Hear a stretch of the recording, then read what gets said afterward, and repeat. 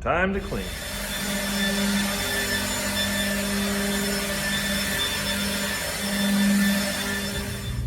This beats any broom any day of the week. And it fits in baggage. Yes, ladies, that is the secret, that is the key. How to get a man to clean anything. Give him the right tool for the job. By tool, I mean power tools. Power tools make the world go round, literally as well as figuratively. And don't get me wrong, if you want us to clean something, we really don't mind the spicy enticement from you, not in the slightest. But if you want to further incentivize us to take the initiative, power tools. You want us to clean the bathroom? Get the proper, well, go and find the proper brush attachments to enable us to use a power drill, or go buy us one of those buffer units, one of those grinder units with the changeable heads. You can put a brush on that and we'll scrub that shower real good. Power tools enable a lot of things to happen big ways. I mean, the blower I just used to blast out my trailer, that saved me 5-10 minutes of sweeping to get all that dust out, all that dirt and grime, and that was from just one pickup. My last pickup down in Houston, Texas, that was all the dirt from just the forklift in the warehouse and the skids that came off it. And of course, delivering, that was the dirt that came off their forklift out of their warehouse. So it is important on an actual serious note to keep your trailer clean, especially if you're about to be hauling food grade, which I am going to be doing tomorrow morning at my next pickup. Grabbing some lovely food grade, I have no idea what, I'll find out in the morning, and hauling that south and east. Should be fun. Good morning. Yes, it is true, absolutely, that men will clean if power tools are involved. It's just the way the world works these days. If there is some sort of gadget, gizmo, or high-powered rotary implement of some sort that will enable us to flex while we're cleaning, we're all for it. That should really be a whole lot funnier than I presented it, but I couldn't think of any way at the moment to give it that little bit of something to put the comedy value over the edge. But the real, moral lesson, guiding principle, whatever you want to call it, behind it is when it comes to trailers, especially with trucking and logistics and things of that nature, the standards for which trailers trailers need to conform to and comply with regarding certain types of freight are pretty ironclad. For example, I just hauled, I think it was 20 pallets with multiple 1,000-pound casks, tanks, I don't know what you call them, of agricultural solution that's going to end up being used by farmers to spray their fields, either to prepare their fields for crop in the spring, or maybe even to prepare their fields for winter crops, winter nutrients. I honestly have no idea what it'd be used for. I'm not a farmer. I just know that every now and again the loads that I haul directly support farmers. And so to any farmers up to watch my channel, thank you for what you do. We really appreciate it, because we could not do what we do without what you guys do. But yeah, when you haul food grade of any sort, any kind of food grade material, there is a standard your trailer has to meet as a truck driver. And most of the time, if whatever the material that contains the food grade substance is, if it's a solid material like, cardboard on pallet, or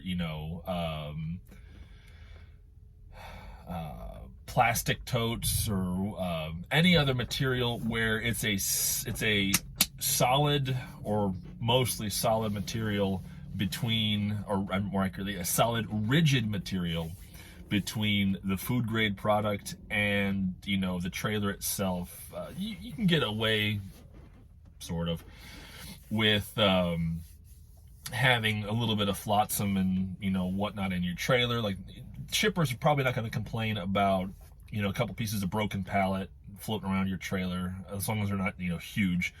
They're not going to complain maybe about dust or little bits of gravel or sand or whatever in your trailer that came off of the wheels of the last forklift that was unloading your truck. But what they will complain about is stuff in your trailer that could potentially be a hazard to food grade product that is not in a rigid container of any sort. Like, for example, I'm being loaded up right now with bags of, I believe it's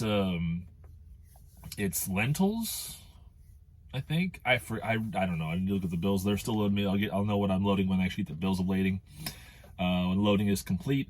But because it's a bagged material, it's a bagged food product, the trailer cannot have debris in it that could damage the packaging, which is why it's important for drivers to routinely, sweep out their trailers, collect the trash that gets left behind from, warehouses that, bring in pallets that are, not in good shape or fall apart, or pieces of plastic or whatever, things that could contaminate a food grade load, or that could prove a hazard to the containers of a food grade load, because that is a violation of regulations that are considered acceptable by the FDA regarding the transport of food products or the loading of food products. And so the trailers have to be clean. They also cannot have holes in them. There was a trailer I was supposed to pick up at the headquarters for the company that I currently drive for. One of these days I will actually do a talk about who I drive for, why I drive for them, and the pros and cons of the company I'm with, at least as I understand them so far. But that's going to be when I actually want to really sit down and talk about it. Right now I'm just talking about general things, sort of. But anyway, I was supposed to pick up one of their trailers, and it was an older trailer, and I knew from previous experience that their older trailers, were in rougher condition, probably getting close to being sold out of the trailer pool. So I told my dispatch, okay, when I got the trailer number, I'm going to give this trailer an inspection, make sure it's good to go, and I'll let you know if it's going to be okay to run with.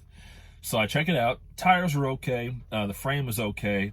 But when I was inside the trailer box, examining the floor and the walls, I noticed that one of the, I guess from a forklift impact, one of the rivet joins along the sidewall had separated, and there was, I think either the rivet was gone and there was a hole in the side of the trailer where that rivet was, or there was the rivet missing and a bit of a like a tear or separation. I forget the exact nature of the damage. I just know that as soon as I saw that, I knew that if I was going to be hauling a food grade load, that trailer was not going to be accepted. It was going to be rejected by the shipper if the food grade load was such that required, the trailer to be in, full integrity, meaning no holes, no damage to the sidewall, no missing rivets, no holes in the floor, of course, and not just clean, but good integrity. So I told the shop, hey, this trailer's got to be out of service. This is the issue. You guys need to check it out, whatever. And they're like, okay, yeah, great. Thanks for reporting it. We'll get it in right away. Check it out. So that trailer went in the shop, and I got a different trailer, and everything was fine. Which is also why, drivers need to be routinely performing pre-trip inspections to make sure that their equipment is in solid working condition in order to meet regulations, because some shippers and receivers do have regulations regarding what manner of equipment they will accept, either to load or in some cases to unload. just because of the different regulations that govern the logistics industry and the different facets of it. So power tools make that happen. Leaf blowers are a great way to life hack your way through a trailer cleaning process, and it just does make it gets your trailer a bit cleaner, because the leaf blower is going to get crap out of your trailer that a broom will not. So if you don't have a good leaf blower, I mean, I personally would recommend a battery operated leaf blower, either like a 400 CFM or a 500 CFM like the one I've got in my baggage compartment, just because it's high power, just going to get that stuff out of there faster. And it's going to pick up stuff that, is in little cracks and whatnot and blast that out, which is a good thing. So it's even less crap floating around your trailer. And also because it's battery powered, I mean, rare now is the modern truck, meaning like, 2010 or newer, that doesn't have an inverter on board somewhere, meaning you can charge the battery while you're driving, or overnight while you're on shutdown or whatever the case may be. So, there you go. Save yourself some time, save yourself some hassle. Get a leaf blower to clean your trailer out with. And then just don't leave the trash, the pieces of pallet or plastic or whatever floating around someone's lot. That's just not nice. All right, my friends. We'll see you down the road.